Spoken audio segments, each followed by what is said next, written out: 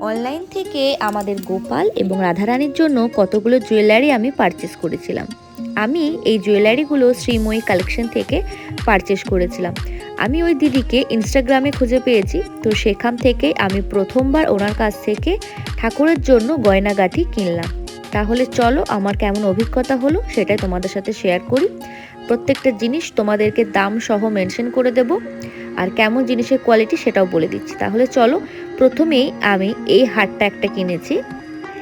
Delivery charge কিন্তু তোমাকে আলাদাভাবে পে করতে হবে। তো আমার পিনকোড অনুযায়ী আমাকে 75 টাকা ডেলিভারি চার্জ পে করতে হয়েছিল। আর এই যে নেকলেসটা, এই নেকলেসটার দাম পড়েছিল 120 টাকা। এটা রাধারানীর জন্য পারচেস করেছিলাম। গলাটা বেশ ভর্তি লাগবে। তার সাথে আরও একটা নেকলেস আমি পারচেস করেছি।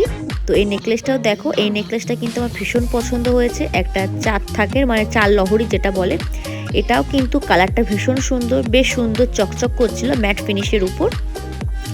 এরপর তোমাদেরকে দেখাবো মুকুটগুলো। তো আমি এখানে দুটো মুকুট দু রকমের পারচেস করেছি। এই মুকুটগুলো পার পিস পড়েছে 150 টাকা করে। তো কেমন লাগছে তোমরা অবশ্যই জানিও। আর একটা মুকুটও তোমাদের সাথে শেয়ার করে দিচ্ছি। সব শেষে আমি তোমাদেরকে শেয়ার করব হাতের বালাগুলো বা চূড়, তোমরা যেটাই বলতে পারো। এগুলো কিন্তু সব হাতে হয়ে যাবে।